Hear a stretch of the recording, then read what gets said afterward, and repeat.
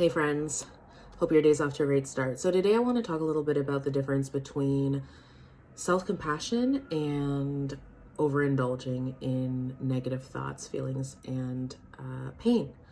So it can be very difficult for people to tell the difference, especially if you spent years and years kind of just ignoring how you feel and not really listening to your intuition. So you're at this place now where you're trying to figure out what is your intuition, what is your ego, what is the difference, how do I know if I'm just like being fearful, and how do I know if I'm actually receiving a warning? I know that's something that comes up a lot.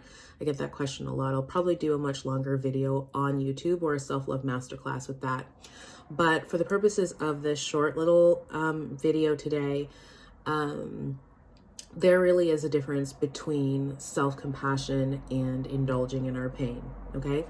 So the thing that we do want to really become comfortable with is acknowledging and validating our pain. So I feel this way, here's my experience, here's what's happening, this is just what I feel. And instead of me trying to rationalize it away immediately or push it to the side, or just not deal with it, like bulldoze through it or spiritually bypass, I'm gonna sit with this. I'm actually gonna be with this.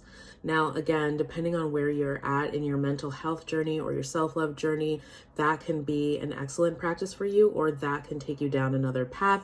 So it's always important, if you are struggling, to work with someone one-to-one, a therapist or a coach who can really fine-tune these techniques for you. But in essence, we want to not ignore or suppress any feelings that we're experiencing generally.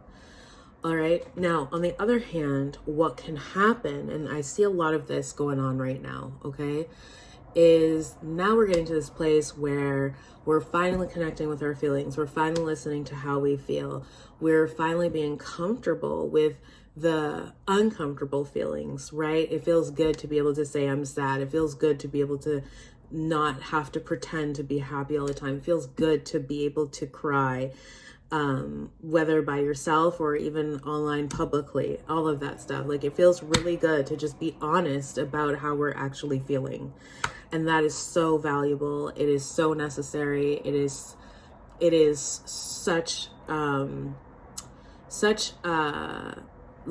it's really helped a lot of us heal. Okay. Now, where it becomes problematic and no longer helpful for us individually or us collectively is where now we spend all this time sitting in that trauma, all this time sitting in that pain, and then it's just ongoing and ongoing, talking about pain and trauma and what happened in the past and all this stuff. And all it's doing is, it's not actually clearing the way. It's not actually clearing the path for you. It's not actually helping to have you feel more free and more able to get out there or more able to handle things. It's just leaving you in the place of pain.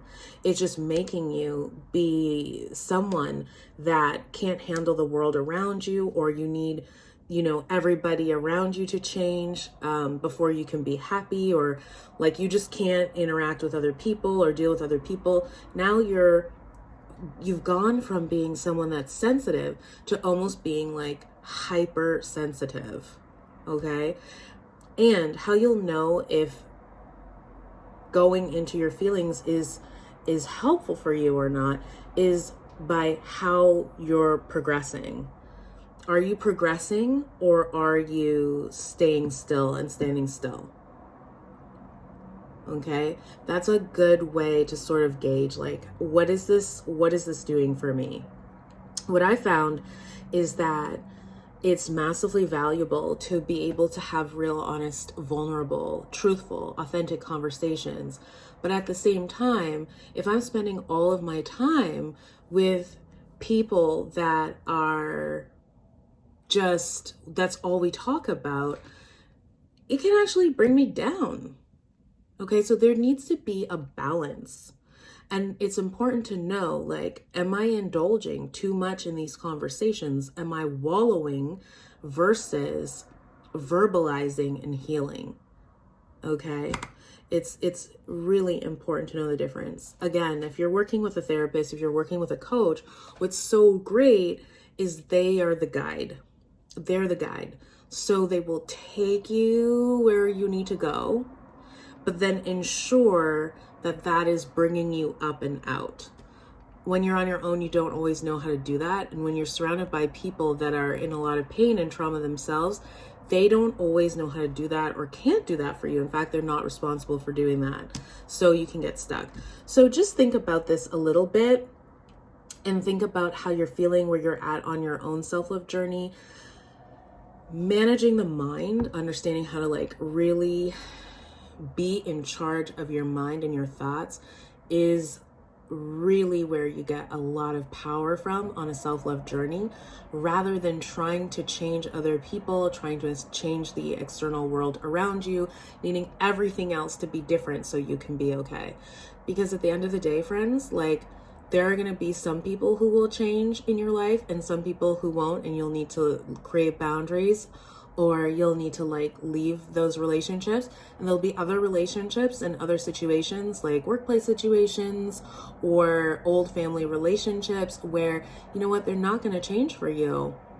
You know, they're just not. And, you know, even like society at large, like, we're doing a lot of great work in tackling many different things. And yet at the same time, you can see that in a lot of ways, it's almost like we kind of go backwards, right? So you can't be waiting around for the external world or external things to shift for you to have peace in yourself.